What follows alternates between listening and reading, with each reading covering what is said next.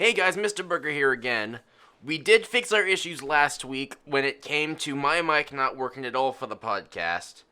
But this week we're into a separate issue of my voice volume being significantly higher than Joe's and Jack's. So I was able to balance out the volume to where we all are pretty much speaking at the same volume and there's not such a drastic change in volumes. But what ended up happening now is after balancing it out, there's kind of some weird audio effects going on with the voices. We're going to run some more testing before next episode to hopefully get it sounding clear and the volume's good. But just, letting you guys know ahead of time that the volumes are all there. They're all equal. They just sound a bit funny. Thank you for your support. I was listening to a podcast the other day, and it was like 4 minutes of silence. I think it was mostly at the beginning. I don't remember there being a whole lot of stuff near after that. Yeah. I mean, like, we're just trying to minimize. But yes, myself is being recorded. Everything's good. There's no errors. Nope, everything is being picked up. Excellent. I had an idea I wanted to try, but I figured I would try that afterwards before we start. Yeah, that was not the time for experimenting. No. Alright, so, I'll just give it another... Hi, welcome to the Dead Headz Podcast. Welcome to episode 2 of the Dead Headz Podcast. That's me. I'm joined again by Joe Weeks. You know who I am. You will. Especially once we get to Black Ops 4, you'll know who he is. Yes, sir. And also joining us is the delicious, nutritious, vegan-friendly burger. Nom nom. Speaking of which, I started my microwave again. Oh, that's pretty epic. You said you burnt your microwave again? No, I gotta start my microwave again. Oh. Delicious fettuccine alfredo from the one and only Marie Callender in the microwave. Oh. Yeah, Dude. except the cheese isn't really cheese. It's more like watery broth. But you know what? Choke it down. Dude, Dead Headz ASMR? Oh, we're starting that early. We have a Patreon. Oh no. Yes. We're 5 minutes in, not even. We're like 2 minutes in. The Dead Headz Patreon is gonna exist. I'm gonna make the Dead Headz Patreon the biggest inside joke that never happened. No, it's not really an inside joke at this point. Yeah, it's a bad joke. Speaking of jokes, today we're going to be talking about Black Ops 1 Zombies. Yo! Dude, shade being thrown. Dude, but, like, it's not shade, it's the truth. Figured a way Black to Ops. kick off a joke that with keynote toten. Oh, yeah, speaking of jokes. Oh, man. So, Kino sucks, I hate it. And thank you for coming to the Dead Headz Podcast. See you next week. Cancelled. Oh, man. Black Ops 1 in its entirety. Well, alright, before we dive first into this 10-year-old game, let's briefly touch on the fact that COD 2020, whenever it may be released in actuality, I don't believe it exists. it could be called Black Ops again. It could be Call of Duty Black Ops. Yeah, I've heard the rumors of Call of Duty Black Ops Cold War. I have heard that. I have seen also some, what I thought was a fan-made title. The fan-made theory quickly went out the window when Activision started copyright striking people who were posting it. What was it? It was just a picture of, looks like, it was kind of hard to make out because the background is black and white, but you could tell there was some blacked out documents up in the background. It was that plus Call of Duty Black Ops. Oh, that's pretty epic. Well, the one I saw I think was like that, but it had Cold War in it. Hold on, let me see if I can find the screenshot. We won't be posting it up on screen because we don't want this to get taken down. So Google it yourself. You get copy striked. Yeah. Yeah, not our problem. Yeah. Avicotic CE. Oh, yeah, there it is. Oh, there it is. Yeah. It just looks like that's the what I original. saw. It just It looks does like look the just as- It does. It really I does. think it is the original. Well, it does. That's what I thought, but then when I heard where it's like, oh, Activision is copyright striking this, I'm like, why would they copyright strike images of a 10-year-old game? I'm sure they've been thrown around everywhere for the 2010 version. It's for the culture. Dude, it's Bobby Kotick, CEO of Activision, has not one meme bone in his body. I'd like to think that the CEO of Activision has to have at least a single meme bone in his body because, you know, he works for Activision. Is in fact the head of Activision. That's what makes him the least memeiest of all time. Alright, Bobby Kotick, like, if you sucked the soul out of Mr. Krabs and left only the shell behind, that is what the man is. Well, you'd also have a lobster, or a crab, I mean. Literally just a crab. A delicious seafood dish. The dude looks like a elf. So you're not really too far off. Hey guys, if you ever want a sponsorship, nah. Not from Activision, not now. It's all done. Well, and you know what the thing is? Like, people hate him so much that they Photoshop devil horns onto his pictures, and that's a thing in itself. But apparently, the dude has trouble getting dates because these photoshopped pictures of him with devil horns. Ugh. Oof. Ouch. If you want more information on what kind of person Bobby Kotick is, look up Jim Sterling's video. I think it's called Fire Bobby Kotick. I think it was made during the time of BO4's development when loot boxes got introduced into the game. I mean, that sounds like an appropriate time to make a video like that, especially considering what the loot box situation was in Black Ops 4. Yeah. You know what game doesn't have loot boxes? Black Ops. Black Ops. You got a little. Because all Black Ops has is just unjust suffering. Technically speaking, they did have COD points back then, though. Oh yeah, they did. Yeah, they did before they monetized the shit out of it. Yo. I mean, but like that idea of COD points, I think was completely different from what we think of it now. Like, I think all it did was, like, you could unlock... I mean, because in Black Ops and the MP, you still had to level up to unlock weapons, but then you could choose to buy whichever ones you wanted to do, or you wanted to get with the COD points once you unlocked it. Which, in retrospect, seems kind of dumb, but... I thought it was a really interesting system, because instead of the system we have now, where it's like, at 360 headshots, and do, like, a bunch of obligatory challenges, you're like, oh, you want to wage a ass ton of COD points into a multiplayer match? You can get a bunch more back and just get every camo on the gun you like. I think it'd be funny if, like, the monetized COD points were in that system. And it actually might get shut down for gambling. Yeah, probably. Yeah, but even still, you still unlocked the weapons just by playing the game.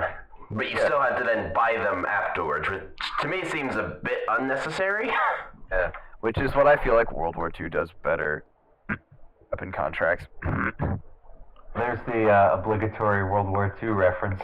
What can I Already say? The obligatory BO4 reference. Have to do an IW reference. Away we go. Yo, alien? Yo, Space Land? God. Okay. Yo, Shaolin Shuffle. That's Oh, a good God. map. I like Hi, Hi, we welcome should to the remove Dead Headz Cap Podcast from this with two podcast. people. Shaolin's good. rid of him. Hey, I made this podcast. Hey, you know what? We're gonna Papa John you. God. We're gonna remove you from your own company. Oh no. So I have to eat 30 pizzas in a month. Oh, what a psychotic man. He looked like he was sweating from his eyes. Wasn't he on H3 for some interview, and he was just like drenched in his own sweat the entire time? It's like, I don't think he had sweat anymore. I think it just got converted to grease. Blood is the pasta sauce. Tomato sauce. Is that their secret ingredient? Sweat, grease. Yeah. Skin, it's actually dough. Yeah. In fact, you know the meme where it's only cake? Well, Papa John, he's only pizza. So anyways, Keener to Toten. Before we dive into zombies, I want to make a little staple on there. Black Ops campaign, very nice. Yeah, the campaign. Yes. Good. Very good. Multiplayer, I didn't really play all that much. I played some, but I didn't play it in the heyday, so I really can't speak on that. I didn't play it online in its heyday. I only ever played it in split screen at friends' houses. And I mean, that's always a good time, regardless really of whatever game it is. Especially when you throw on the bots, which I think was the first time they had bots in a Call of Duty game, and put those things to easy and just completely destroy them. Yeah. And feel good about yourself. Yeah. Damn, I felt that. But, yeah, so zombies, well, before we dive headfirst into Kino, before we forget, because it's easily forgettable, no hate to the game mode, but, Dead Ops Arcade. I'm not talking about it today. I wanted to play it, but apparently I was the only one. Yeah, you're a maniac. It was cool how you got it from like getting out of the chair in the computer, and that was cool. However, I feel like it doesn't hold. Dutch Arcade 2 and BO3 is already extremely underplayed, and nobody really touches it. Ops Arcade 1, I would be shocked if I found anybody who said, yeah, man, I still play that. You know, that's a really good game mode. Aside from Burger here. I mean, I didn't say it was the greatest thing in the world, to be fair. It's a fun thing to do every now and then, especially actually if you play it on the mobile app. It's a very good mobile app game. Yeah, and that's about all it's good for. That's fair. It does feel like they took a mobile app and put it in console game, which is usually not a good idea. Yeah, I see that. Yep, so there's your talk about Dead Ops. All you Dead Ops fans out there. Sorry. It's not, it's our cup of tea, I think. So anyways. I mean, for that I feel like you have to be in a particular mood, and you have to be a fan of those types of games. Yeah. It's a very retro feeling mode. Yeah. If your internet's down and you don't want to play any other zombies map, and you only have Black Ops, and you don't like multiplayer or the campaign, then Dead Ops is your go-to. Yikes. Alright, so, yes, Cap, I know you're itching to lay into Kino, and I know one of my very close friends is a very huge Kino fan. In fact, I think it's her favorite map of all time, so why don't you give your thoughts on the matter and tell her why she's wrong? Okay, so, I don't know if you know this, but Keener to Toten was originally supposed to be a World at War map. Yeah, so it doesn't push the boundaries at all. There's no real innovation in the map. It's easy as fuck, and I hate that. The characters suck even more than they did in World at War. I really hate Ultimus. You'll find that very prevalent throughout anything that Ultimus is in. I just beat them. That's why I've never played Classified before. I've never actually touched Classified because of Ultimate. That's funny, because that's probably the single remake on Black Ops 4 that's actually better than the original. Yeah, so, never played that. Yeah, and just Kino sucks. There is no debating it. It just sucks. You're wrong if you think otherwise. That's it. How to trigger the entire zombies community in 30 seconds. Dude, I don't care. World War II, y'all can yell at me or something.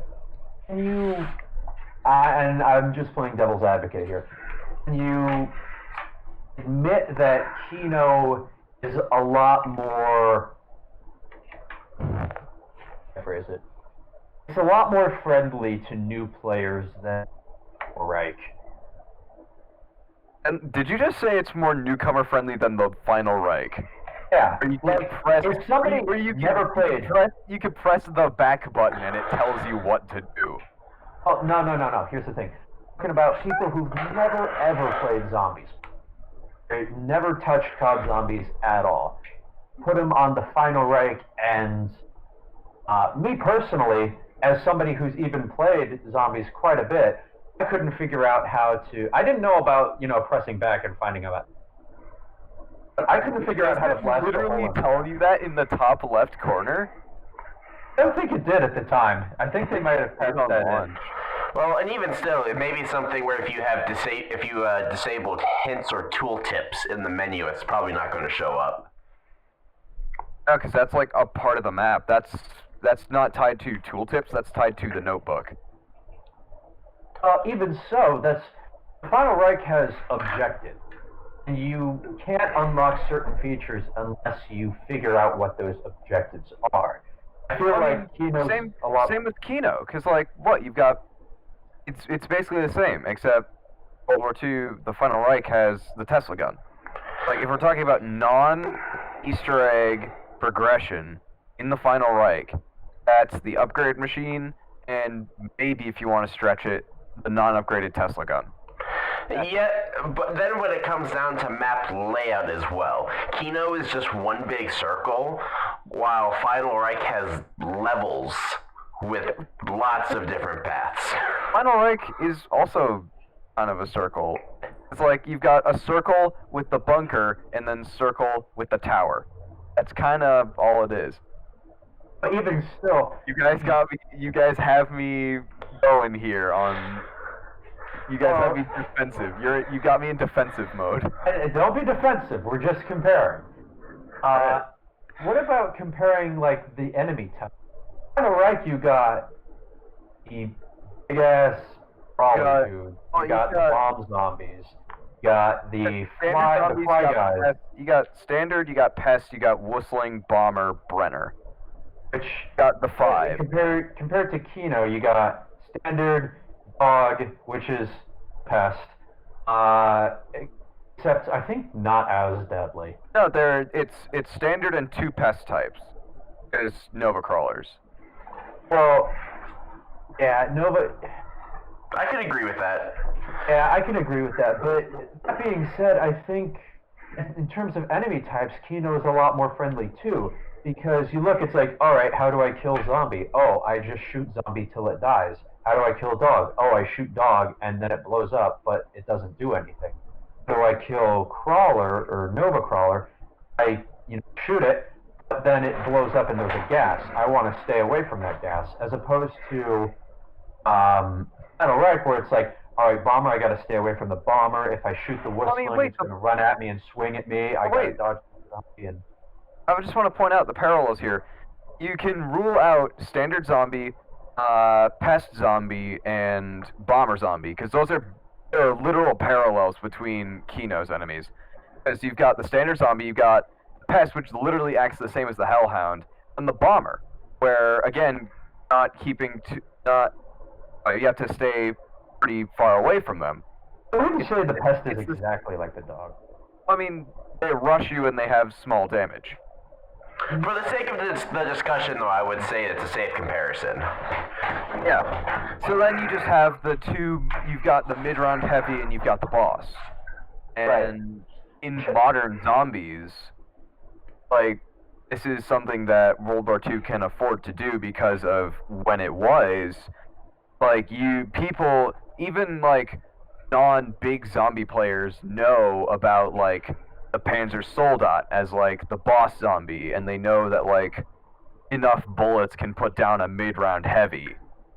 So I feel like that World War II, plus the way that World War II introduces the different enemy types is a lot better than how does it, because like the way that they introduce the pest, it's in the trap. They pop out of the light trap in the middle of the square. Only get introduced to the whistling if you want to continue the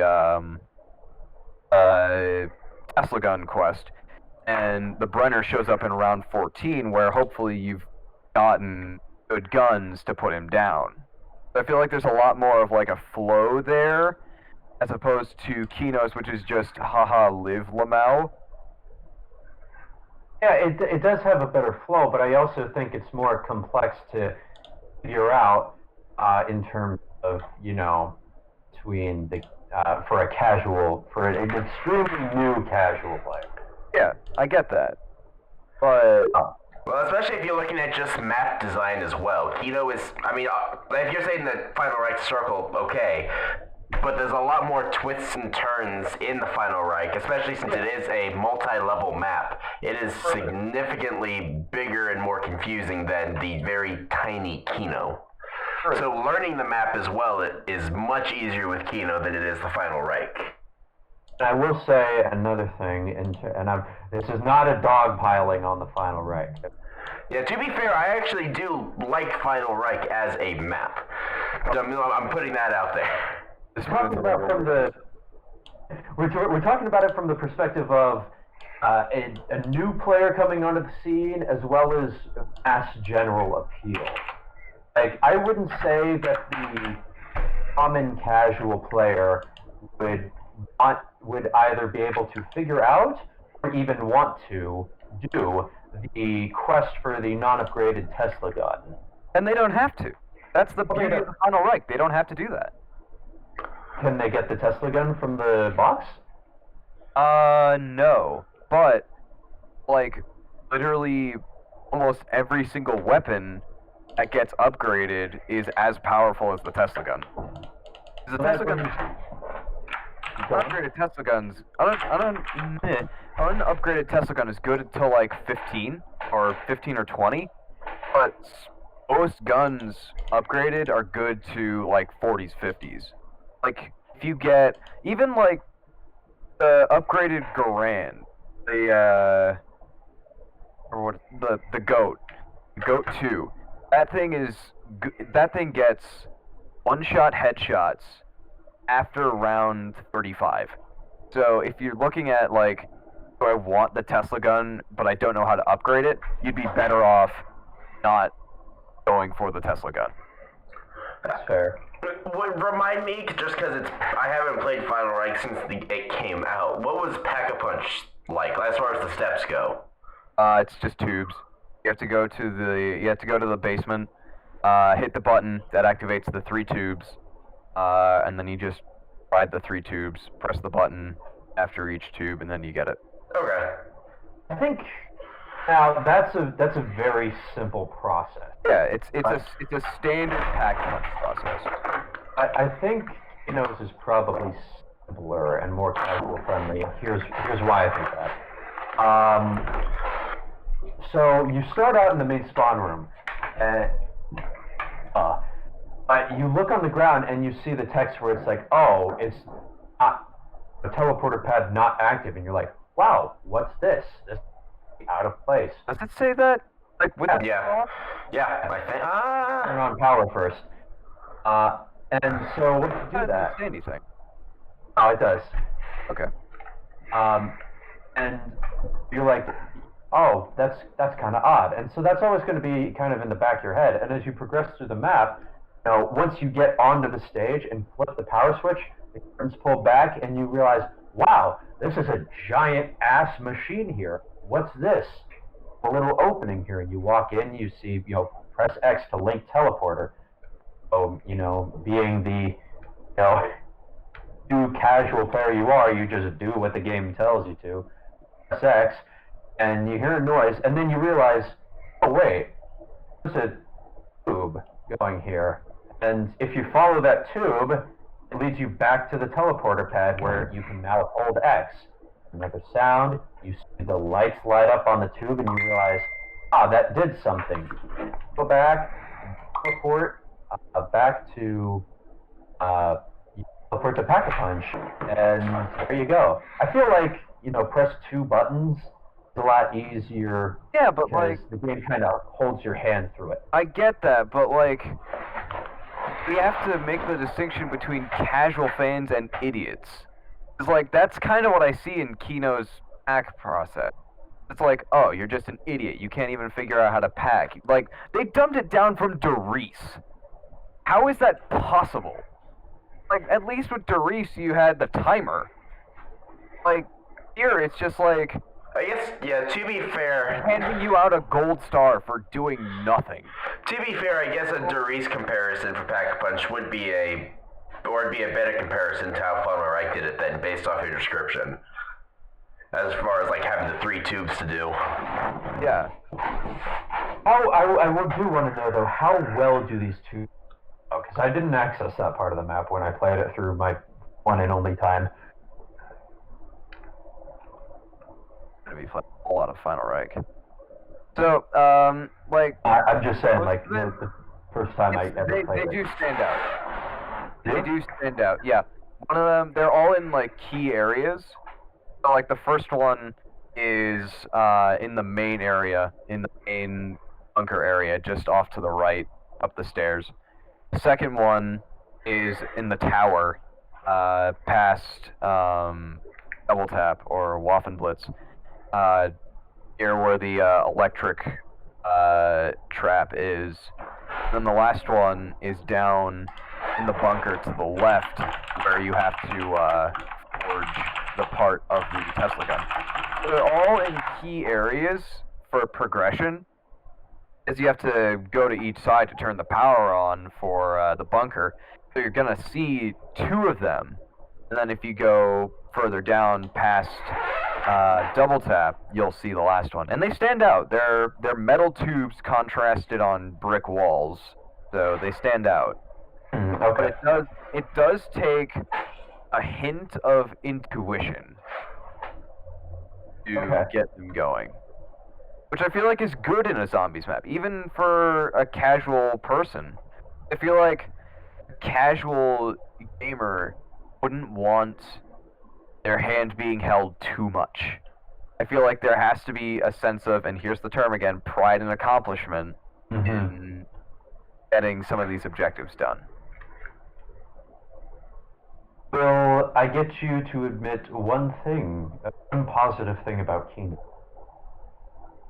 AB. 115 is one of the best zombie songs made. I'm so sorry. Has to get in line behind Mystery, has to get in line behind Archangel, has to get in line behind Dead Again, The Gift, has to get in line behind so many, Paradolia, it has to get... Thank you for coming to the Dead Headz Podcast. Dragged out. I can't believe what I'm hearing. If you turn on 115, that's the right moment. It is an ethereal experience. Same with Mystery. I've never found Mystery on Dead of the Night. Wait, hold up. Don't call yourself a fan of Dead of the Night. Fake fan. You're a fake fan. The lone defender of Dead of the Night does not know where the mystery song or the Easter egg song is. You fake fan. I can do 95% of that Easter egg without looking up a guide. You can't find the music.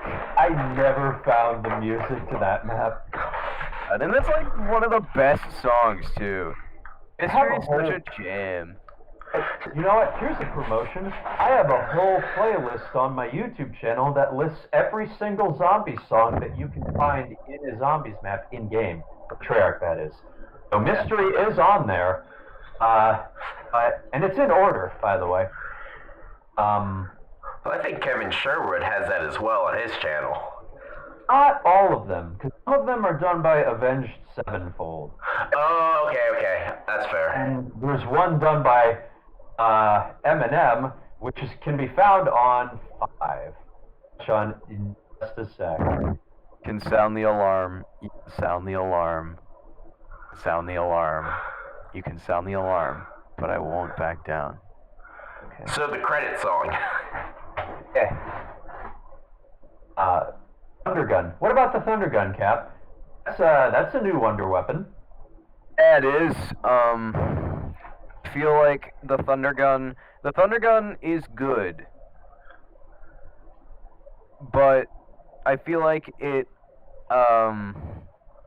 set people up too much. Because, like, we're coming off of the Wonderwaff, and that's insanely overpowered. Mind you, this is the Wonderwaff. And now we get the Thunder Gun. Oh, it wasn't insanely overpowered at the time. It was actually insanely detrimental. True, but like comes out of the way. Right. It's like the best gun to have. And I feel like it set people up too much for like, oh, you gotta get the wonder weapon. Oh, you gotta get the wonder weapon. And it just like completely streamlined the way that the game is played a bit too much, because then people are just spinning the box just to hit for the Thunder Gun, and then people are missing out on such wondrous guns like the M60 or the Spectre. The law. The M60 wasn't in zombies. The M60 was. Nope. Or if it is, I've never once gotten it in all the years playing it. Probably because we've only been getting the law. You'll see that in the gameplay on screen. Hey, Dan, by the way, you find mystery by finding pink coins. On 9? It's like 9. The coins are, the first one is in the main hall, under a round curved table near the grandfather clock.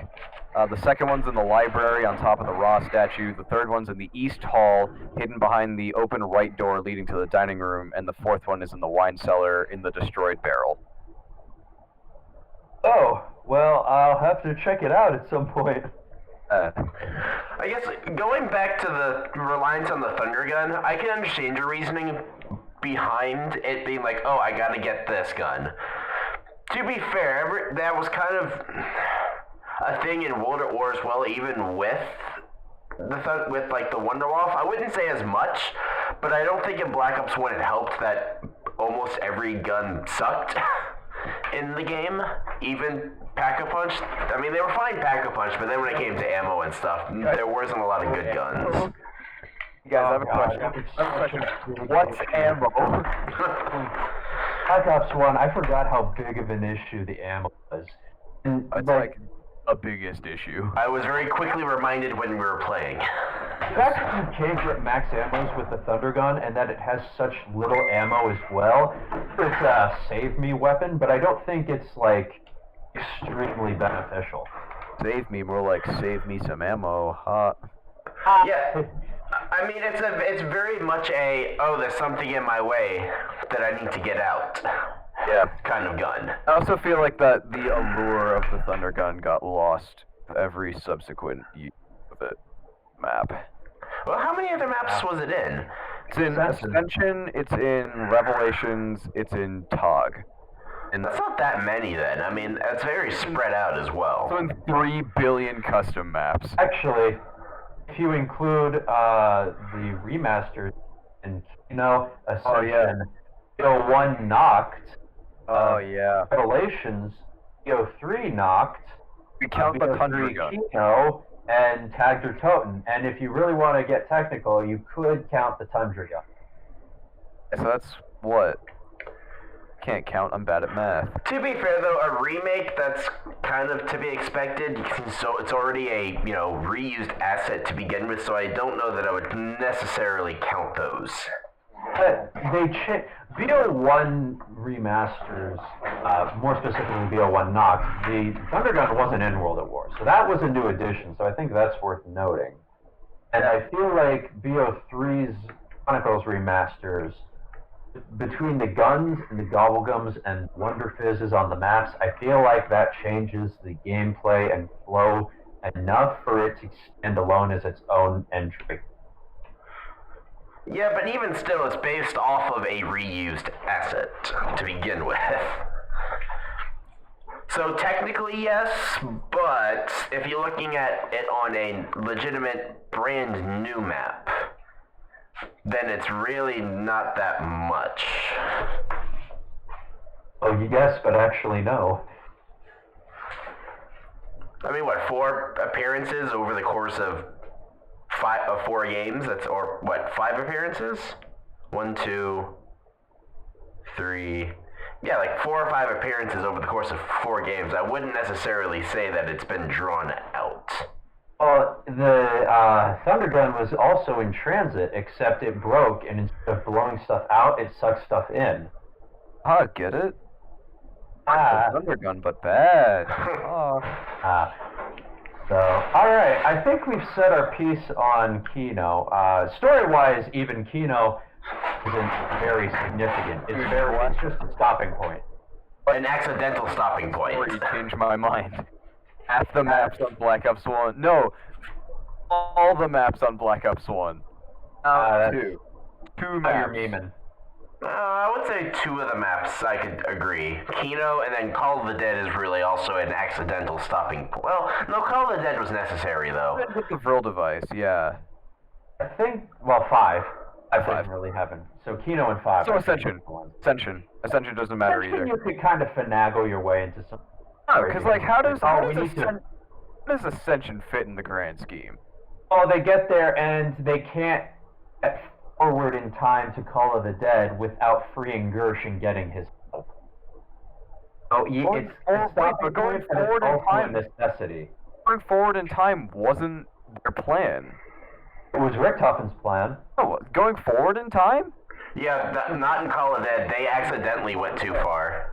That was an accident. Went too far. Yeah, because they would have gotten it, but they went too far and ended up in a closet. Yeah. So they accidentally went too far, but it still was in the confines of Richtofen's plan. So it was kind of an accident, kind of not. So, I don't know. I think Ascension has a sort of story to it, as opposed to Kino and 5, where kind of threaded the story in, just with the timeline. There's really not much there. Hold on, well, let's see what the Chronorium says for Ascension. And what I actually remember Kino, at least, what basically the Wonderwolf overrides the Wonderwolf overloads the teleporter into Reese, sends him to Kino, and Kino, they somehow find an Ascension lunar lander and take so Kino doesn't matter. Okay, according to the Chronorium, for Ascension, Ultimus arrives at the Soviet Cosmodrome and free Gersh from the Casimir mechanism. Richtofen recovers his diary and learns that they need the Vril device from the Siberian facility for his plan. Maintaining his ethereal form, Gersh sends them into the rift to their next destination before beginning his travels across space and time. Wait, so Ascension was literally just Kino Numa again. Kino Numa. Yeah, because the reason they were in Kino Numa is to get the diary. Yeah, but he did lose the diary along the way. Again? So, And needs their diary. And to be fair, Don Bell was tasked with taking Jimmy's... Oh, okay. Defense. So, actually, I went back to look at Shino Numa's, and obviously it says they went there for the diary. But when they went to Doris, when they overloaded the teleporter, it caused Richtofen to drop his diary. So he ended up losing it in between, and then that was just something that the Soviets picked up. And that's why it's at Ascension. Imagine dropping your diary because of teleportation. Imagine having weak pockets. I mean, it was pretty full of Whatever he liked to shout that he collected. Explains. Ah, there it is. So yeah, Ultimus is disgusting, and I hate them. I don't know. Ultimus. All right. Ultimus. I liked them. They really had a good arc as a whole, and Ultimus as characters don't have an arc. If you get into Black Ops 4. God changes people. Black Ops 1? Not in Black Ops 1 necessarily. Black Ops 1, they do not have an arc. They are barely people. No. See, here's the thing. It's those stereotypes. Rick Toffin's arc is him gaining this power and becoming imperial and like Rick Toffin has an arc.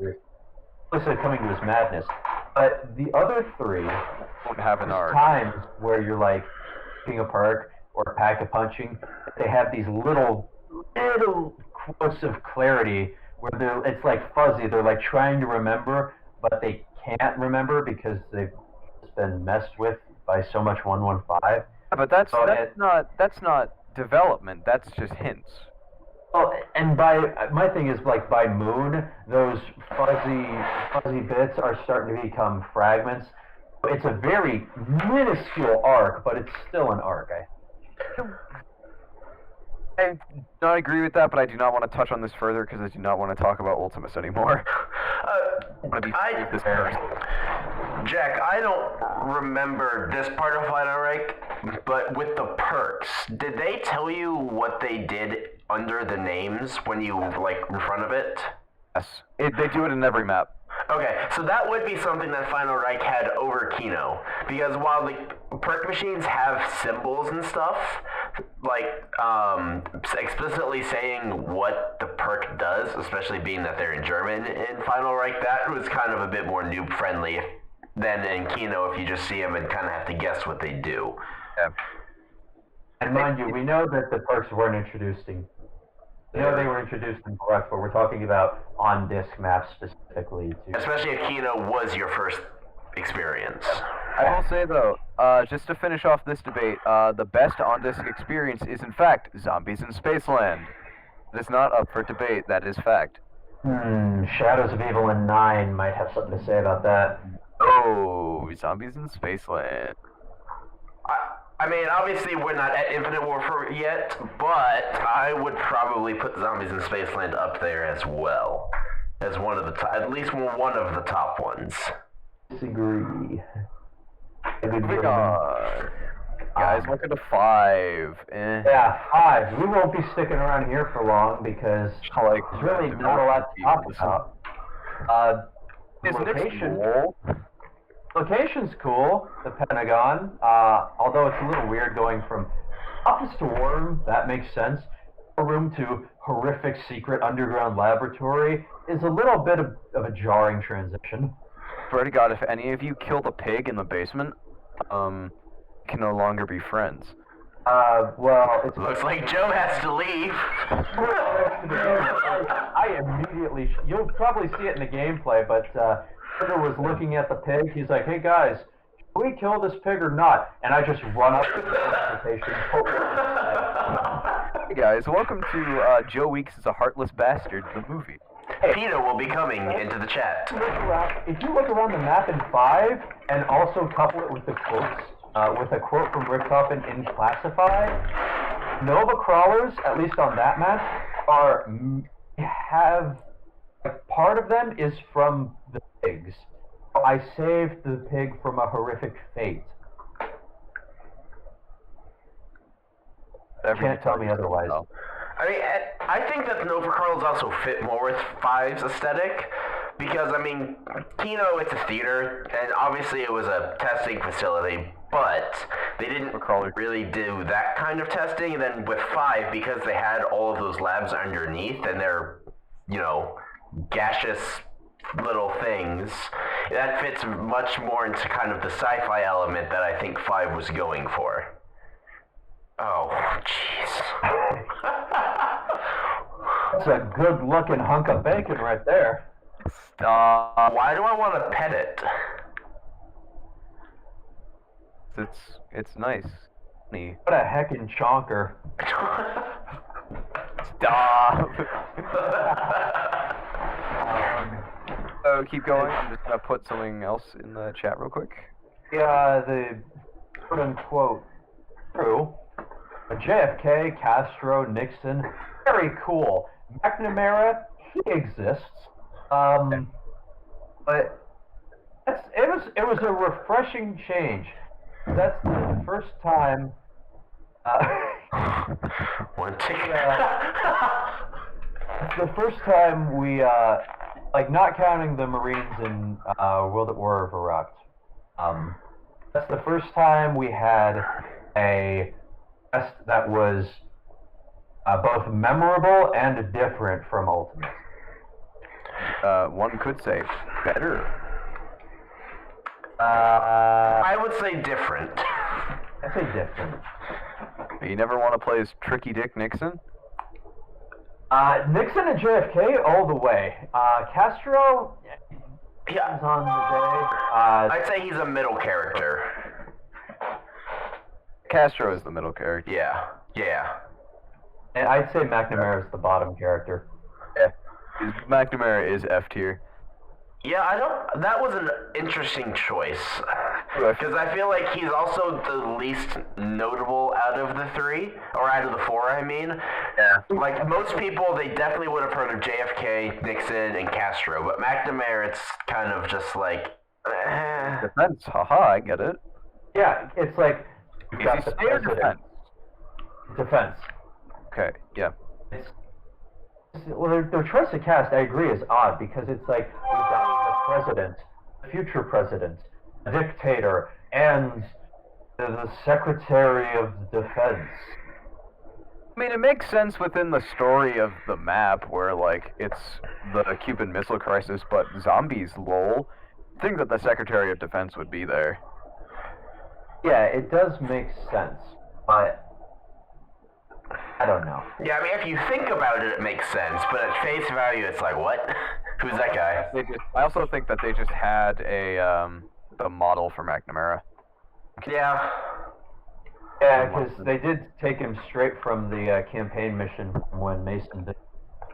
Oh. It's a different voice actor for Kennedy, though. Campaign to Zombies. I don't think so. Sound different. I'm pretty sure it's the same. Yeah, I feel like the reason you think it might sound different is because in the Black Ops campaign, JFK says like sentences in the entire game. So It's to our society. Interesting thought that I just had, though. What if, instead of McNamara as a character, they more so tied zombies to the main storyline and put Mason in as like a post-mission thing? Or, No, that wouldn't work with the campaign canon. Then, well, I'm saying if they decided to tie them together. then Cornelius Purnell. now that's an interesting. Yeah. Mason. If I put Mason in zombies, I actually might get angry. Well, Mason or what's... Oh, gosh, I always forget the handler's name. With the glasses. He gets turned into a zombie in the title screen, lol, haha. What's his name? I always... Hudson. In the Black Ops 2 campaign, there's Reznov, Woods, Bowman, Mason, Hudson, Beaver. Ice Cube? Yeah. I don't know, it just seemed like an interesting thing if they had decided to tie... Because aren't they, like, very loosely connected from, like, years and years and years ago? Who? The zombies and the main campaign. I thought there was a very slight connection to them. Don't think so. I don't think so. There's references, there's little Easter eggs, but they're not It's like, canon. haha, 115, haha, get it?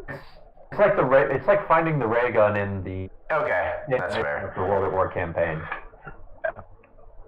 I think that could have been interesting if it was either Mason or Hudson. Probably Hudson, I would say more, because it's like it could be like a very Black Ops kind of thing. And I say Black Ops in the, context of a Black Ops type of mission, where it's like off the books, very secretive kind of thing.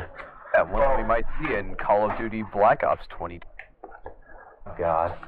Oh, with where Treyarch left the Black Ops story now, they absolutely have.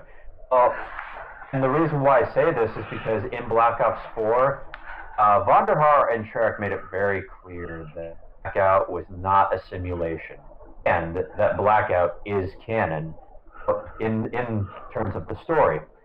So if Blackout is canon, that means the zombies in the Blackout game mode are also canon, which means that zombies are now canon in the regular Black Ops storyline. It's I don't like it. Good. I mean, it would kind of go along, though, with kind of the weird stuff that they did in the Black Ops campaigns. Maybe specifically 1 and 2, but then it could kind of work in 3 when they had the whole training simulation. Yeah. I feel like that might be maybe it's a just podcast. Black Ops 4 needed more time. Done with And that might be a future quickie video where we dissect the Black Ops storyline and zombies are canon in there. It fits with the channel name. So anyways, Winter's Howl bad, life interesting, moving on to Ascension, let's go. I mean, okay, so I'm actually one of those people, though, that do enjoy 5 and think it's underrated as a map, personally. I understand people's reasoning for not liking it, but I for whatever reason, it's had a soft spot in my heart. I will say, yeah, 5 does have some interesting elements. Like the Eminem song. I like the hype that it builds up when you're waiting for the doors to open from Pack-a-Punch. I like the element of the Pentagon Thief, where if you see him, he's coming after you, and you don't see him until he is. Isn't that only for the first appearance? Like, if he grabs a gun, doesn't that only work on his first round? Perhaps. What was this? Takes a gun. Pentagon Thief. The Pentagon Thief. What about If him? he takes a gun, can't everyone see him now? If he takes someone's gun. I'm trying to remember in our playthrough. I think scrub through it. We can cover you. I know initially that, before he takes a gun, only the person he's chasing can see. I remember I saw him, shuffling towards me, and you guys couldn't see him. But then I could see him, and he didn't take a gun. He didn't take a gun from you? Because, I saw him, and then he didn't take my gun. Oh, I guess that's the thing. Well, see, that was actually new to me as well, because I played 5 before in split screen. Played 5 twice. But I never noticed that you couldn't see him if he didn't have your gun. Like, that was something that was odd to me. Yeah. Let me see, what round? I know he was had. Oh, there we go. Let's see. Oh no, not the pig part.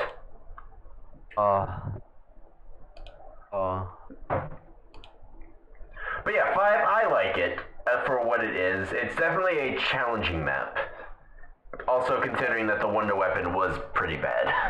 Winter's Howl bad. Haha, votes to the left.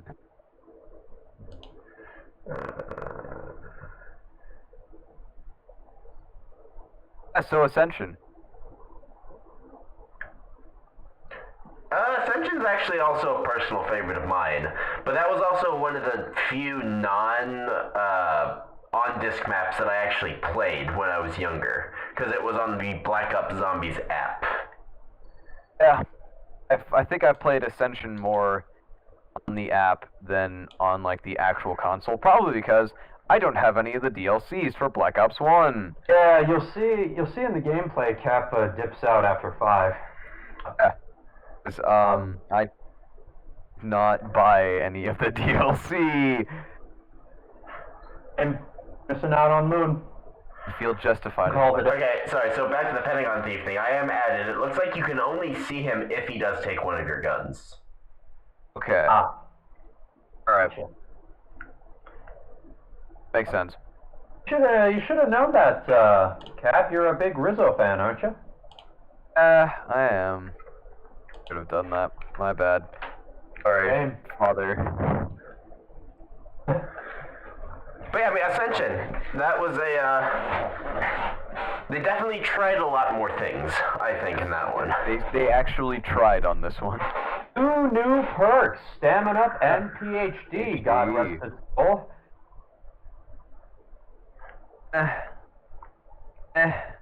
HD, It's a niche perk that has with a very specific purpose in mind. Like, I would say probably more so than most of the other ones that we've seen. PhD is very helpful on Call of the Dead, especially if you want to use the Wonder Weapon. It's essential on Shang, and if you're doing the Moon Easter egg, it's pretty helpful, especially when you get to the last step where you fill up one of the last steps where you fill up all 4 soul tubes. Well, it was also nice on Ascension because that was really the first time that you were able to use the 1911's Pack-a-Punch without fear of dying. yeah. It is true. Which I enjoyed myself with that on our gameplay. I had not Pack-a-Punched those things in I don't even know how long. I should have got PhD when I got the law for the 18th time. The law. We are law-abiding. Law-abiding citizen. Movie, highly recommend. Monkeys were an awful idea in that map. These are terrible. He's no good. Personally, Ascension is my second to last, most hated map in all of Treyarch Zombies, and solely because of the monkeys. That is completely 100% justified. I don't know what it is, and this applies to almost every map in Black Ops 1, as well as, the Zelensky maps, most of the Zelensky maps, Black Ops 2. Jimmy liked to take some of the core fundamental gameplay mechanics and just fuck with them. In Ascension, it was perks. In All the Dead, it was training / camping. Shang, it literally was playing the game. And Shang, it was drops. In Moon, it was everything. It was map flow, Sanity. map flow with the excavators, and we'll get to that. I don't want to list all that. Oh, Right now. Tunnel 6, boys, let's go. He just loved taking horror gameplay mechanics, twisting them. Like in 5, it was guns. It's like, oh, you like guns? Well, guess what, buddy? There's a joke here, but I'm not gonna make it. I'm afraid to pry, so I guess I'll trust your judgment. I'm gonna put it in chat. I'll let you guys hear it, but continue. The Pack-a-Punch mechanic, it's basically Doris, except Bigger. Russian. Yeah. No, Doris, instead of linking 3 pads and activating Pack-a-Punch, it's... Okay, I don't get that reference. I don't get that one either. That's something for me. Or make a joke for yourself. All the time. Half my jokes are for me. But Ascension is just, ride 3 things and press a button. Dude, The rocket, you get the double points, which is actually kind of useless. Because if you get the double points, if you do the rocket right, you usually get it early in the round, or like early in the few rounds. And it's usually at a point where you really don't have enough zombies to make the double points useful. Oh. Dude, imagine though if they had gone full Doris with the Pack-a-Punch, and you have to actually activate and then run somewhere on that map. Like run up to where the power is. Possibly either that or spawn. That'd be terrible. The Easter egg Ascension, first Easter egg. I kinda not a fan of the Ascension Easter egg personally, mainly because I couldn't get the first step to work, or gameplay. I mean, I would say maybe it was broken, but I did get it first try. I'm gonna be real with you. I don't know how to do the Ascension Easter egg. Well, alright, so here's the thing. You... Basically, step one, you get Gersh's and throw it at a generator outside the map. And you build X on a computer under some stairs near Stamina Up. Then you have to have 4 people press the buttons that appear out of the wall at once during the monkey round. Then all 4 players have to be on the little gray circular pad where the rocket was. And you have to stay there for, I think, 2 minutes. Wait, and nobody can get off. And I think in BO1 you have to have ballistic knives for some fucking reason. Like, it actually has no purpose in the Easter egg, but they coded it weirdly. Weird. And the fourth, the second to last step is you take the lunar landers in a certain order to collect some letters, and the final step is just blasting the other loving shit out of Gersh until he flies in the air. Sick. You get the Death Machine and Perkaholic, yes? I know you got Death Machine. One just the Death Machine. I think Perkaholic was a Shane thing. Yeah, that's probably what I'm thinking of. You can do the Easter egg multiple times in Shang, I know that. I would say something that I don't miss about the Zelensky era maps is having to spin the box for things in the Easter egg. Oh yeah, that's disgusting. I don't mind it being an option, but there needs to be ways to get it outside of that. Yeah, I agree with that. I agree with that as well. Although, I think Chronicles maps made that a lot more bearable with immolation. Fire sales make all the difference. On the remastered versions or on the core maps? Because I don't remember there being a lot of core map instances with that, except for, well... Yeah, the remasters. Yeah, okay. The fact that you're able, in the remasters, to pop the immolations, spin the box for a solid 2 minutes, and the more people you have, the more likely you are to get everything you need. That makes the experience a lot more enjoyable as opposed to just playing it how it originally was. In terms of, you need to get this thing from the box in order to do this step of these. Yeah, it was just kind of like a little quality of life improvement. I can see that. But, what else is there? Ascension, you know. Start off in black and white. It did, no color. That was pretty cool. Turn on the power, get color back. Yeah. We covered the Easter egg, new perks, the wonder weapon was the same. It felt less necessary on Ascension, just because of how wide open the map was. And I think that was obviously on Kino, training was starting to become a thing, but I think on Ascension it really embraced training. Because there's just so many open spaces on that map that you can just chill. Yeah, that is true. Especially actually, might be the best training spot of all time, which is just that lunar lander pad up HD. I mean, I think that's where I end up spending most of my game. I think in general that's where most people spend most of their game, because honestly, it's a little hard training anywhere else. You got spawn, you got the area of the giant thing, big-ass machine that'll take your head off if you're not careful. Outside of Pack-a-Punch isn't that bad. It's harder, but it's still very doable. Yeah. We're playing 4-player. Where does the 4th person go? Oh. Say you got Pack-a-Punch, Spawn, and the PhD Lunar Lander spot taken. The other lunar lander, where if you go out of spawn from the upper door and take a left by where Stamina Up is, but if you go into the lunar lander area, I know that's a fairly popular spot. I was going to say, because that area, and even so, outside where Stamina Up is, it's definitely the most difficult spot of the 4, but I think it's still doable. Yeah. I mean, I guess that it's either do you want to worry about something hitting you in the head, or do you want the less, like, I don't know.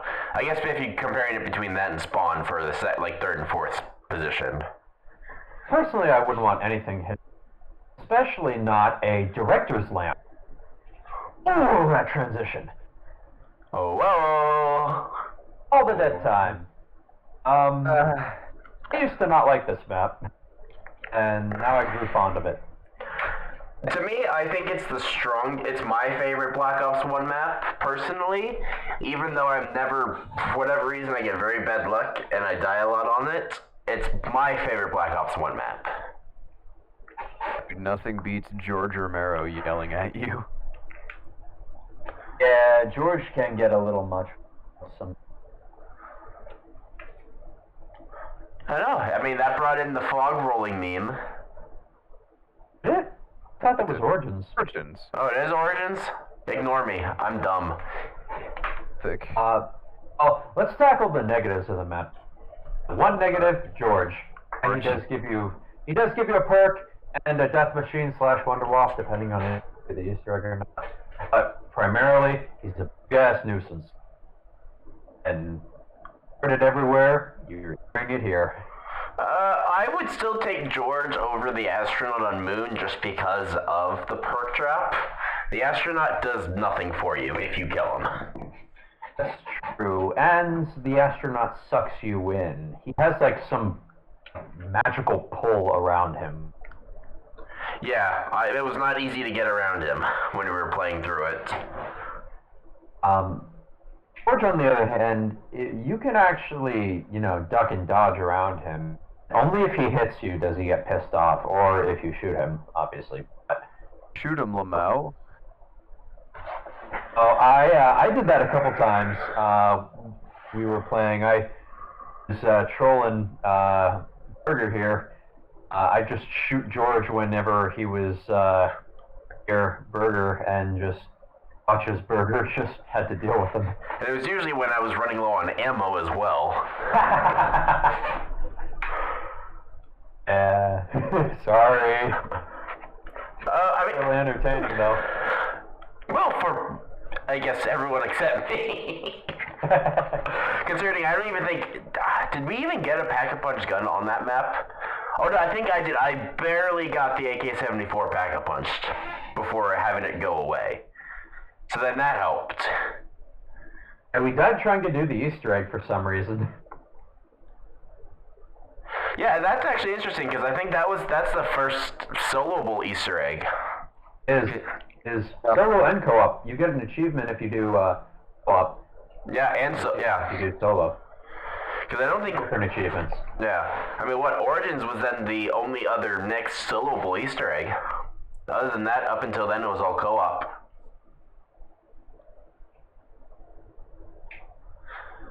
So if you were, by yourself playing, you were kind of out of luck when it came to doing the eggs. Yeah. Another negative, the DR11. That exists. But it does. It shouldn't, but it does. The scavenger craps out in the high rounds. That kind of sucks ass, but I'm too terrible at the game to get past round 30 on that map, so it doesn't really matter. It's a fun wonder weapon, but I mean, yeah, it's like you said, the damage craps out pretty early on, and then the fact that there's also such a delay, and the zombies aren't attracted to it like with the crossbow with Pack-a-Punched. Yeah. Fog's ass. It literally makes the map uglier. It kind of reminds me of, I don't know, somewhere, it's a celebrity map, right? Celebrity cast, so it makes sense that somewhere on the map, Snoop Dogg is just mad points and So what is filling this, the map with fog. 2012? Almost. He's smoking big doinks and Amish. That's a reference maybe only I get. Oh, we all get one. We all get one this episode. Or do you have yours still remaining? Well, I'll get to work on that. I believe in you, pal. I think that's the only... Well, teleporting Pack-a-Punch, that's the first time that's ever been introduced. And teleport, it goes for a swim. It just takes a dip and... Oh, A nice ice water bath. dead shot. I've been a fan of teleporting Pack-a-Punch. There am I. Yeah, I like it staying in one place, and I feel like that the teleporting Pack-a-Punch I think got very overused in other games as it went on. Yes, it Well, Die-Rise doesn't really... The only time you could make an argument for Die-Rise, it's stationary, but it's not, because it goes for multiple floors. It's because it just sucks. The only other time Pack-a-Punch really teleported was Horizon Drop. I think. Didn't it have multiple locations on some of the Black Ops 4 maps as well? I mean, Tagder's hoping it did. Oh, Yeah. what I'm saying is, Call of the Dead, you know, I guess you could finagle Die-Rise a bit, but really, truly, the only the map that followed Call of the Dead in terms of teleporting Pack-a-Punch was Horizon Drop. And yeah, Blood of the Dead had teleporting Pack-a-Punch as well as Age of Despair. And Tagder's hoping did. I wouldn't say it's actually been overused, because after thinking about it, I really don't think it has. Yeah, I mean, All the Dead, Horizon Drop, Blood of the Dead, Voyage of Despair, and Tagder Totem. That's only 5 maps out of like 26 or 20. yeah, I don't know. I guess it's just one of those features that I really don't like, so I ended up thinking it was in there more than it was. That's understandable. I mean, it's also, you know, compared to the previous maps, I actually did, there was power on Call of the Dead. I'm trying to think then, because I think other than that, there was nothing else you needed to do for Pack-a-Punch. Well, on all the other Black Ops 1 maps, you had another step after power. Or at least the ones before it, I mean. Moon. Moon is an exception to that. Well, I mean, and the maps before Call of the Dead. Like, let's see, Kino, once you turn the power on, he still had to do the teleporters. 5 power, and then the switches. Ascension, you had to do the landers, and then you had to launch the rocket. Call of the Dead, once power was on, Pack-a-Punch was available. All you had to do was find it. Which I guess was the trade-off. Shank going to the tropes of Shin 5 and Kino, because after you turn the power on, you have to stand on the plates. Yeah. One thing I will say, the Easter egg on the map is 90% perfect. The lighthouse step is the only flaw in my opinion. Well, and having to rely on box luck as well, but that's a typical Zelensky move. Yeah, that's a Zelensky issue, a map-specific Call of the Dead. I mean, it also doesn't help that the weapon that you needed wasn't good to begin with. Well, are you talking about the Scavenger or the VR-11? The VR-11, but even still, like, the Scavenger you could also make an argument for. High damage, yes, but not viable in a whole lot of situations except for killing George. It's a save me wonder weapon that you have to be careful of. Well, because you also have to wait for it to actually blow up. You gotta make sure you're not too close. Well, and you also probably need to try to lead your shots as well, because the zombies just walk right past it, if not. I think usually you just shoot it at the ground. That's why PhD is such a big of the Dead. Mm-hmm. Oh. It's also first time we saw Deadshot, though. Oh, Deadshot. Oh yeah, I forgot. I've been a proponent of Deadshot. I don't care. I like it. It depends. If you're on console, it makes sense, but if you're on PC, there's no need for it. Yeah. Yeah. Well, and being a Xbox console plebeian, I would say I thoroughly enjoyed Deadshot, actually in BO4, but we're not going to. But that's not a daiquiri. That's a dealer. Okay. Yeah, I would say it's a better version of Deadshot that actually was useful. Deadshot is pretty good. But again, that's only if you're playing with a controller. Yeah, that's only if you're playing with a controller. And I know a lot of Zombies YouTubers poo-poo on Deadshot, but that's primarily because they play on PC. It's understandable. But I feel like Deadshot has its use. And it's in the right scenario and in the right strategy, it can be very useful. As we know, damage to the head equals faster way to kill zombies. So if you're going for high rounds, especially with the ammo issue on BO1, you're going to want to make every shot count as efficiently as possible. That's fair. That's true. Yeah, no, I feel like that's also a very, very niche perk. Yeah. As well, and you need to have a purpose in mind for that one. It's just not one of those like, oh, I'll get this every single game. You're only going to get it if you're trying to do something very specific. Right. And I think it's based on what your box like. You have the scavenger, your perks are likely going to be quick revive, jug, speed cola, and PhD. Don't have the scavenger, and you got a choice to make. You want mule kick for another gun? You want stamina up so you can outrun the zombies fast? You want dead shot so you can kill them more efficiently? Or do you want double tap so you can shoot faster? Shoot faster. Blow through your ammo faster. I think Deadshot 1 gets a lot of hate. Like, yeah, you burn through ammo faster, but you're also killing the zombies quicker. Not really, because it doesn't up your damage. Yeah, but you're getting more shots down range fast. Your damage per second is faster. Yeah, it ups your time to kill. True. Oh.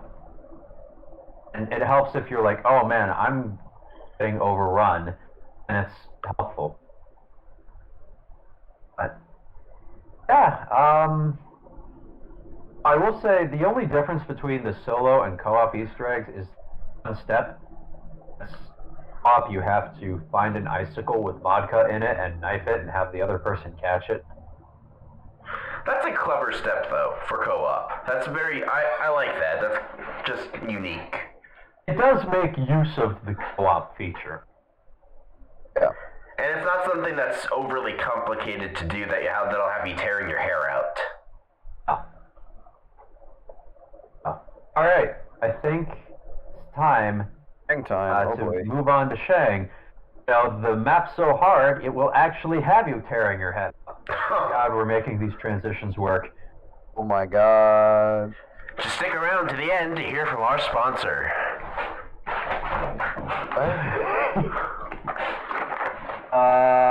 And we made the 10-minute mark. We're good. I hope we made the 10-minute mark.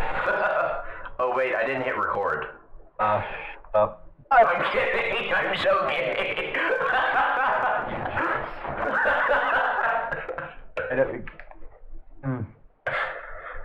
Right.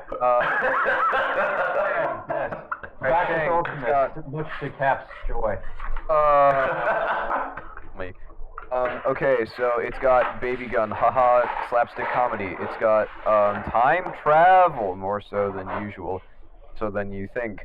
It's got Ultimates, bad. It's got Brock and Gary, haha, Indiana Jones, not good. Baby gun's an interesting. It's one of those wonder weapons. I think it's the wonder weapon that can, like, the wonder weapon that's both good, that is the most. Can't word this right. It can easily kill you. Living you, pal. More so than other wonder weapons. Yes, you can very much sneak up on you. It's not like well, the thing is, but it's also good. It's not like jet gun where it's like, oh, it can easily kill me, but it sucks. Get it? The liquefier kind of. Although I never know how to use this liquefier properly. I mean, liquefier. Don't use it. First mistake is using this liquefier. I mean, I would still put the BB gun, though, as one of probably the top 3 wonder weapons in Black Ops 1. Well, number 1's the Thunder Gun, so... Oh. Personally, mine is the, well, get to it. I mean, if you're going for straight usability of wonder weapons in Black Ops 1, Thunder Gun is definitely the easiest to use with nothing. You don't have to worry about getting something else to counter effects. The BB gun, I mean, it makes them small and you just hit them with one shot, but you don't have to... I guess the thing with that is you don't have a way to counteract its bad part. Unlike with, like, the Scavenger, where you just get PhD and then you don't have to worry about dying from it. Yeah. I think Shang in general is an like,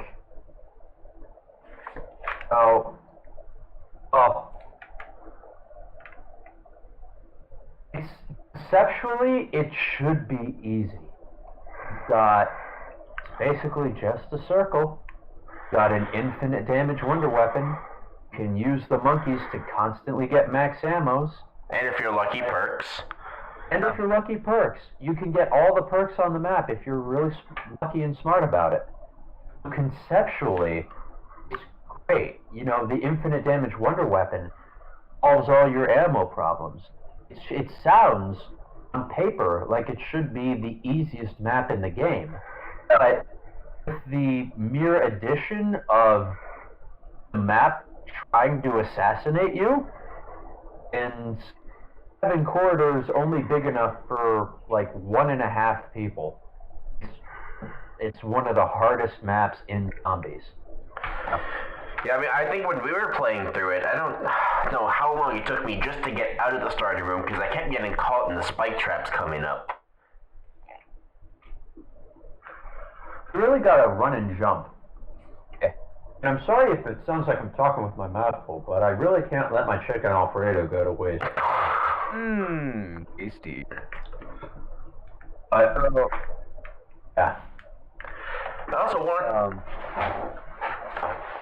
Oh, go ahead. Like Shang. Good. Continue. Like Shang? I don't like Shang, it's no good. I don't like Shang. Yeah, it's... Backfire crying. I don't care. See, and Shang also, I don't understand why they felt the need to put in 2 power switches.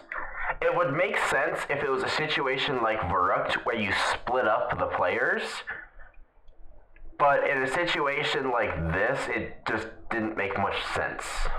The only way that I can see that being a thing, only like any use for it, is if you're doing a 1 power switch challenge, where you open up a map and only turn on 1 power switch. But you're not an influencer. Well, what do you mean I'm not an influencer? We got a podcast on YouTube, man! Oh shit. The very thing I swore to destroy. Oh. That's a Redditor moment right there. We did it, Reddit. But yeah, I don't know. I feel like that was a feature that could have been better utilized. Yeah. But it just didn't make any sense. Especially since they were right next to each other as well. It's like, well, if I come into this room, I'm gonna hit both of them at the same time. Maybe incorporate it into the Easter egg. Like have the ability, like in Transit, to turn off the power switch. But in the Easter egg, it only requires you to turn off 1. Like you turn off the left one, and you get a quote from Brock and Gary being like, "Yes, that lowered the door." And they go through and it's like, "Oh, we've got another one. Turn the right one off." Turn it off, and they say, "No, wait, that didn't work. Turn the left one back on," and you do that, and then it works. Yeah, something like that as well, but then it would have made sense to have 2 of them. Because only having 2 as it is normally, it's just an aesthetic thing. See, I don't know. When I play Shang, I'm slightly reminiscent of Verrucht. Like, to me, it feels like a bigger version of Verrucht with very tight, narrow corridors. I mean, Verrucht's not necessarily trying to kill you with little... like spike traps and stuff, but just the whole, like, I don't know, it just reminds me of that. Yeah. I completely understand. Yeah, that's a good analogy. And that's where I feel like having the tool, splitting up the players would have actually made the map much more. I mean, because other than Vrux, no other map has done the split players. So it would have been a very interesting take, and I think it would have added a lot more uniqueness to the map. Harrier did split players. What map? Harrier from AW. Oof. Oh, big oof, yeah. Well, another thing about Shang is, at the time, it was the most beautiful zombies map we've ever had. I think BO3 really did Shang justice. Oh, yeah. I'm going to point something out. So on the topic of how good it looks. Did you notice that every DLC 3 for zombies has a clear skybox? Like a bright, sunny skybox? Shidonuma didn't. Oh, it's better than Noct's, better than Doris's. It's at least bright. That's true. I can see that. You've got Shidonuma, you've got... No, it was actually Doris. Doris was DLC 3. That's true. We got Doris. Yeah, it's Doris, Shang. Maba is it? No? Oh, buried. It is buried. Yeah, it is buried. Maba's DLC 2. Rod Crovey. A Carrier. That was DLC 3. Or Exo Zombies. Tortured Path. The, what's it? Attack the radioactive thing. Attack of the Radioactive Thing. Alpha Omega. Alpha Omega Wolf.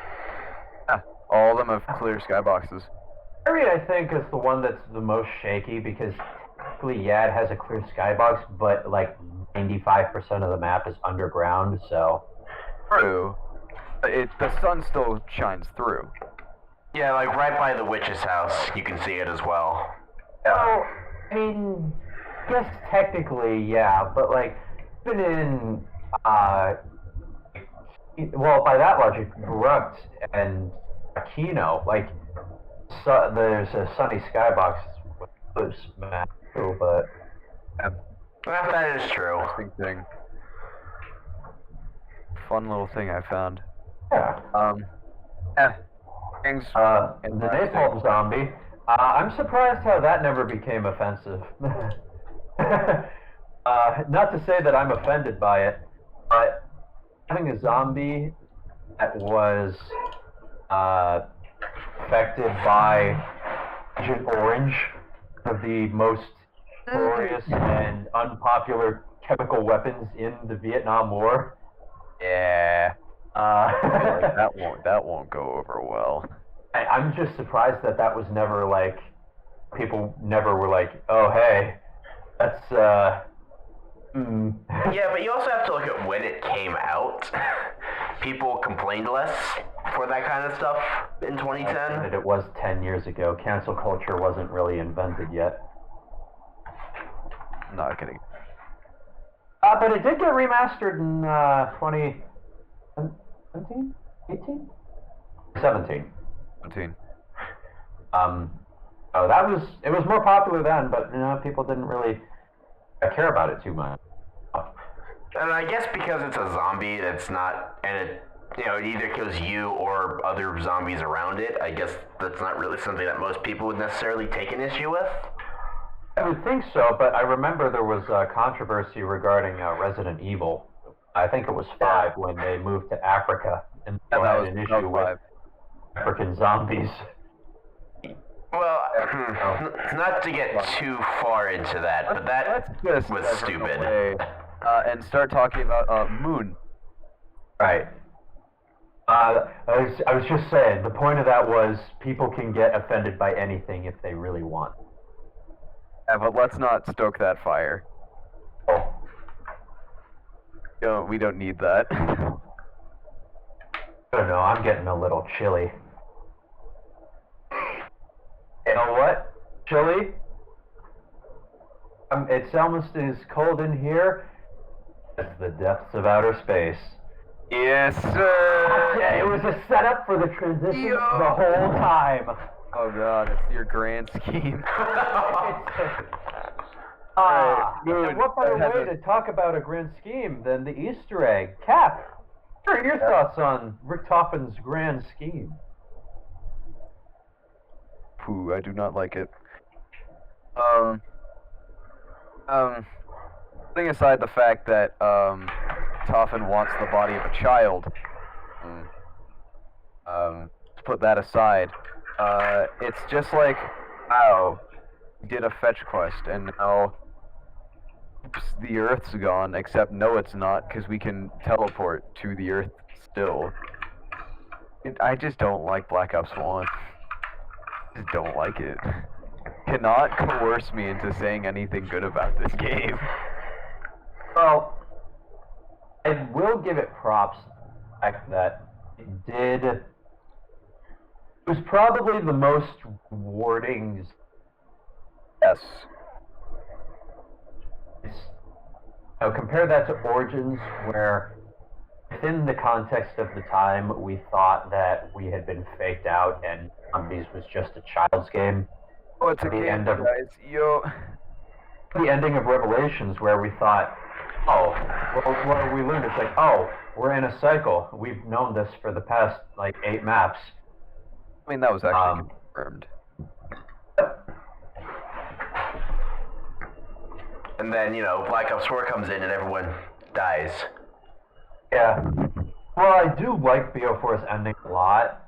It was very jarring and very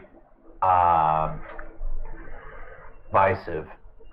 I think Moon's ending, separate it from the context of what follows. And try to forget about transit and everything after that. Try. But in terms of the Easter egg ending in itself, fantastic. Absolutely, yeah. I can agree with that. And imagine you're back in 2010 and you've solved it for the first time at release. You have been told by Maxis that these rockets are going to detonate above the Earth's atmosphere. In your head, you're like, oh, this is going to happen. It's going to detonate above the Earth's atmosphere. We're going to defeat Richtofen, the end. But then you see that the missiles actually collide with Earth and just blow it up. And imagine the reaction at that time. Well, yeah, because then what? The Earth completely shatters into pieces. Yeah. And later. And it's explored later. Like in BO1, you can see it kind of, it just separates more and more as the game goes on. In BO3, you can really see it a lot. How it just kind of breaks apart and everything. Yeah, I will say though, something that I think Black Ops 1 did overall well as a whole, I said outside of Call of the Dead, was how much they tied it to the Cold War setting. I mean, you got the Pentagon, head of, or in the capital of America, Ascension, rushing scares, Shangri-La's kind of in a jungle similar to, Vietnam jungles and stuff like that, and then Moon, space race and stuff. Yeah. Yeah, I will give it props. I never really thought about it like that. Yeah, see, other than Call of the Dead and Kino, they very heavily embraced the Cold War theme. And there was if you look at it that way, there was a decent consistency across all the maps that I don't think any of the other games really had. Yeah, you can see that. Well, even, to an extent, because the Cold War kind of rode along the coattails of the end of World War II, so even then I feel like it kind of threads in because it's an old abandoned Nazi facility. Yeah, I mean, Kino I think has more of a tie-in than Call of the Dead does, and an argument can be made for Kino. Oh yeah. Yeah, for sure. Especially, where actually in Germany was Kino? Because it could have also been on one side of the wall.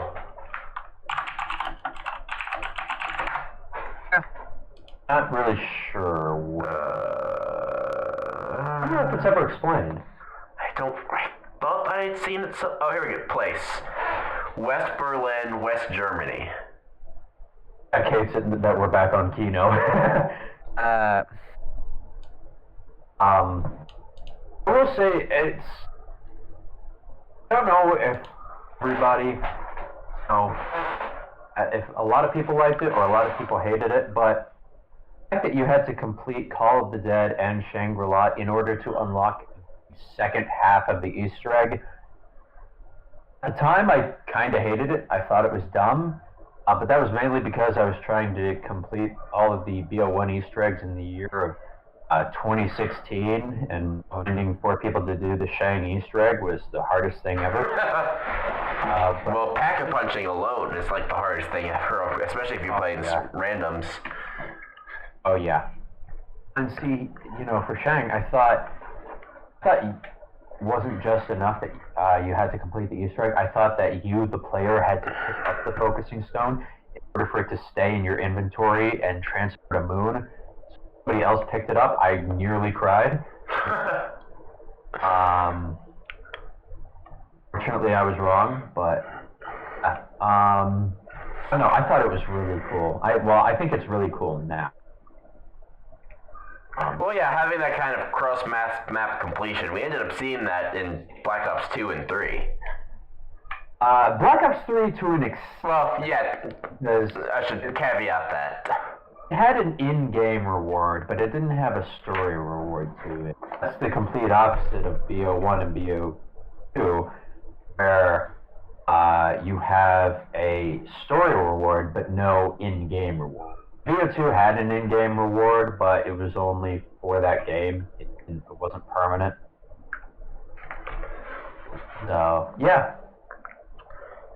Yeah, I don't know. I mean, I like Moon, but it's one of those things, as I was saying with most of these maps, since I didn't play these ones in their heyday, I have a harder time having any sort of nostalgia connection to them.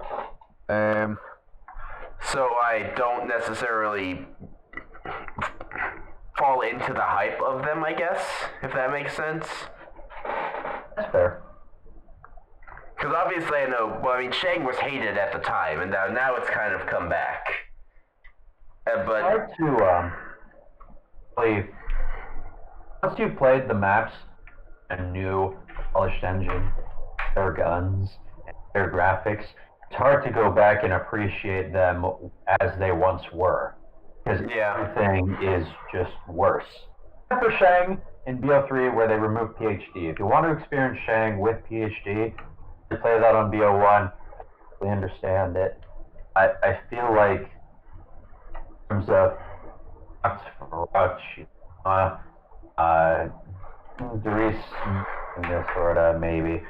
Definitely Kino, definitely Moon. I feel like once you play the newer, updated versions and just go back, play them as they once were, as they were older, it's just not as. It's harder to appreciate, I think. Well, Moon also had the biggest change, I think, out of all of them, because you are now able to do it solo in Black Ops 3. Yeah, that's true. So that was like a really altering map, the remaster was much more altered than any of the other ones. And people talk about innovation. I feel like Moon had the biggest innovations of all time. Because for better or worse, it had innovations. Excavators, Spaceman, Area 51 as a starting room. With an unlimited timer in there. Exactly. Hacker? The hacker, oh my god. Perks, ops, ores, Pack-a-Punch. You could hack so much shit. Mystery box? Well, actually, now I'm trying to think, was Moon the first map that had items to pick up that you could use? Oh, no. Call of the Dead had that. What was in Call of the Dead? The fuse. Well, I mean, but the hacker in the PS suit, that actually was something that you had purpose for outside of the one step, is what I meant to say. Yeah, I think so, actually. Yeah. That's saying? fun. Were you saying? No, like, you had a thought, Jack?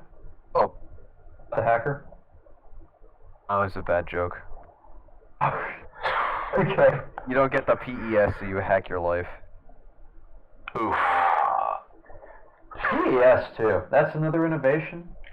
You can't call it an innovation if it doesn't show up in an app. It's a gimmick. Okay, that's fair. Oh.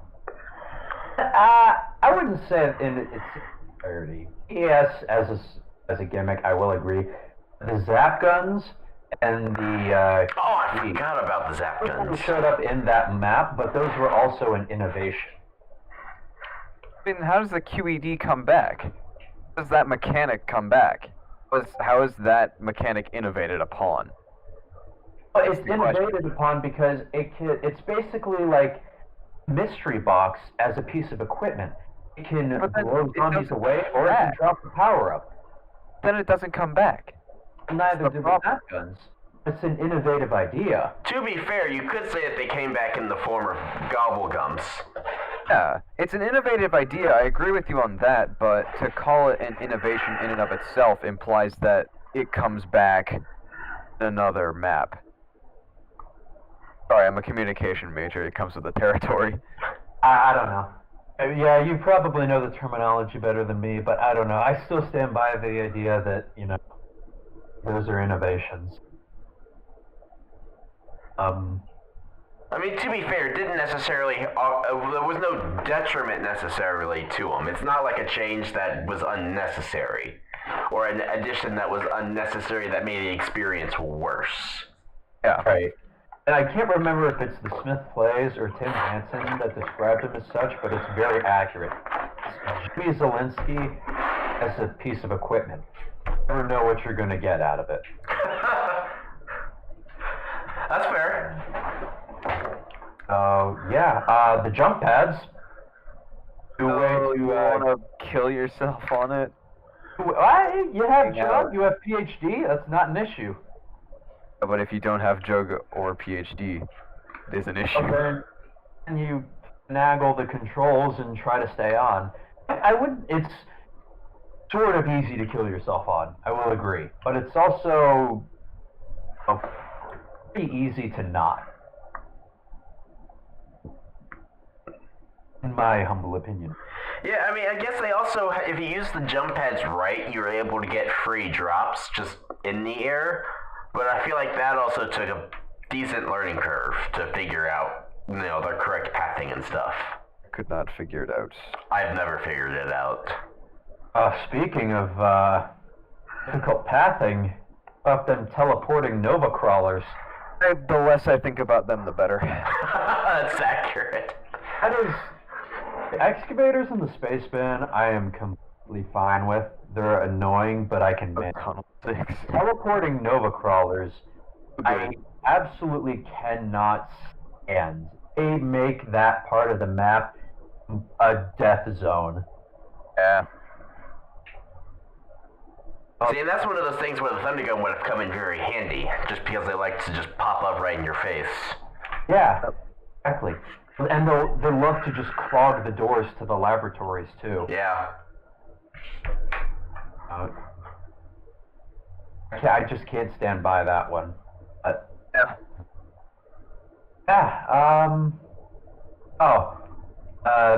One thing that we forgot to mention, it's not on Moon, but it is on Call of the Dead and Ascension. The sickle as a Bowie knife variant.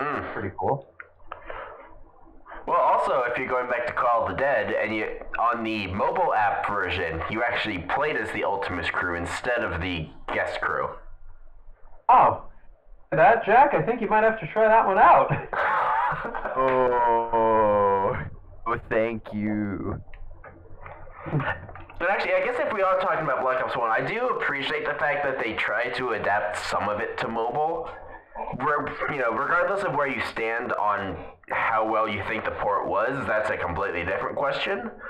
But I do appreciate that they did try to make it to where you could play it anywhere and you didn't have to own the game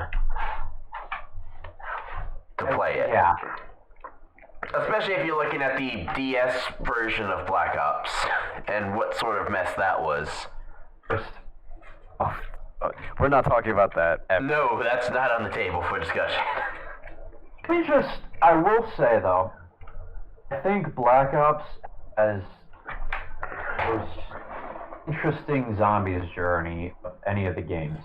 World at War, you go from airfield to asylum to swamp factory.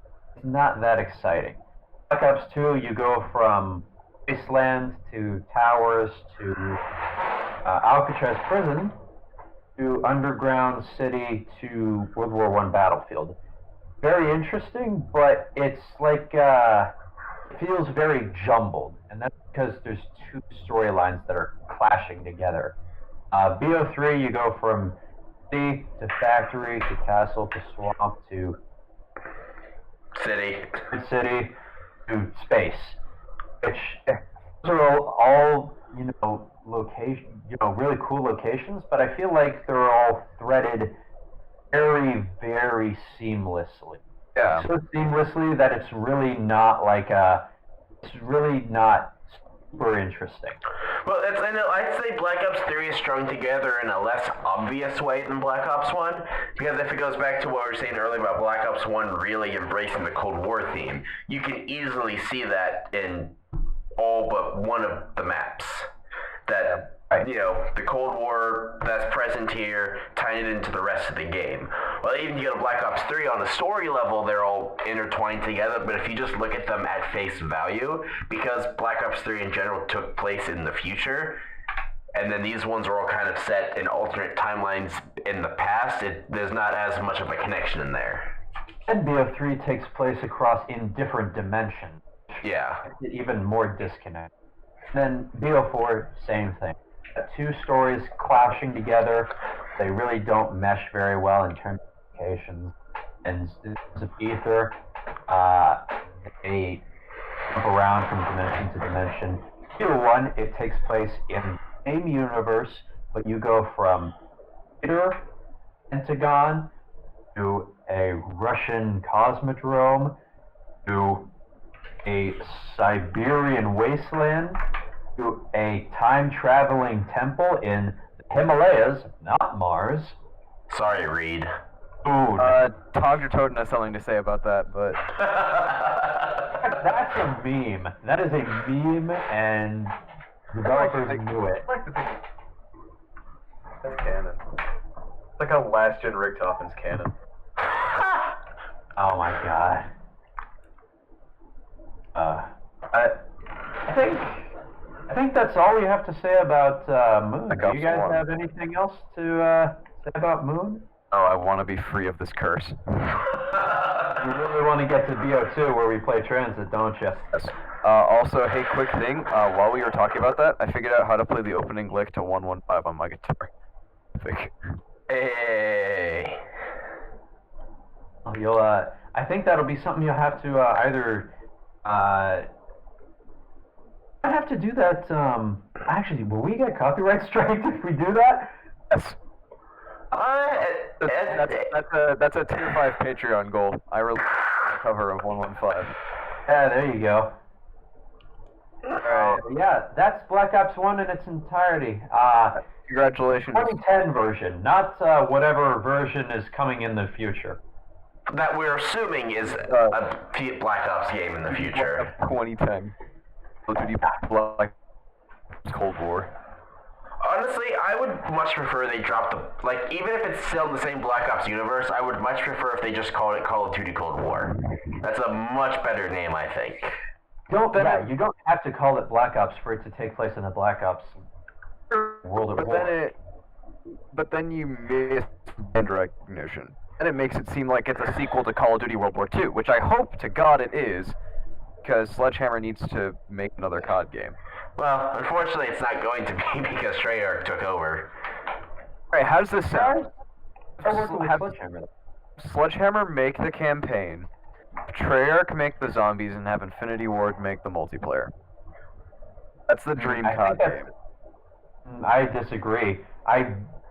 Aside from one mission in World War II's campaign, the one where you trait like a Nazi stronghold and you have to pretend to be one of them in order to not get discovered. That was cool. It was cool, but the QuickTime events and just the overall story of World War II's campaign, I was just not a fan of. Well, then they have another shot at it. If they give them the Cold War campaign, they have another shot. That can all be heard next time. The Dead Headz Podcast. That'd be an interesting podcast, analyzing the different COD campaigns post-COD 4. Oh, we could. I would promote a video about World War II's. I don't want to poo-poo on X's favorite game anymore. I won't recommend the video. All I'll say is that the man who made the video is called the Act Man. I knew that's what it was the second you brought it up. Don't watch it. The Act Man. Oh, hater. Do not endorse the Act Man. He's not good. Oh, I love his content. Do not take his modern gaming opinions seriously. I love his content. No. You can disagree with somebody, but still enjoy them. No. There is a line he crossed. 2017. Will not pad the length of this podcast, but did things that I do not agree with, and I no longer support him. I was Call of Duty World War II so bad. So let's get our helmets on, storm the beaches, and get straight into this. I'm done. I'm ending the podcast. Good. All right. Well, all right. Well, until next time, guys. Black Ops 2 next. Black Ops 2 is next. I'd like to thank you guys. I know. Last time, I said to leave some comments, leave some questions for us down below, and we'd answer them. I'd like to really thank you guys for that. We had a whopping 0 questions. We love that. Man, have we checked our email address? Have we checked that? What do you mean? I don't give out my email address. Don't we have a Dead Headz email? We do. We do. What's the email? What's our mailbag? Ask them to leave in the comments down below. It's on our page under business email, but I don't remember it off the top of my head. deadheadspodcast@gmail.com. Remember, all lowercase and with a Z. Deadheadz with a Z podcast@gmail.com. Send us some fun things. Or you could just leave a comment down below. That would be easier. But I know two of my friends listen to this podcast, and neither of you commented. I'm very disappointed. I'm going to kidnap both of you. Alright, well, let's not go that far. Alright. Anything you guys would like to promote this time around? Oh. I got nothing this time. Listen to the album. I didn't listen. I did listen to the album. No. I commented on it last podcast. I would like, I'd like to promote 2 things. One is, not sponsored by the way, Marie Callender's Chicken Alfredo. Very good. And then the second one is, if you're farming in Minecraft Survival, Oh no. very good and smart idea to build a glass dome over your farm. Oh, yeah. Shadow demons out. The flying sleep demons that dive bomb you. Alright, and with that, I think that wraps up another fun episode of the Dead Headz Podcast. Bye, everyone. See you around. Bye.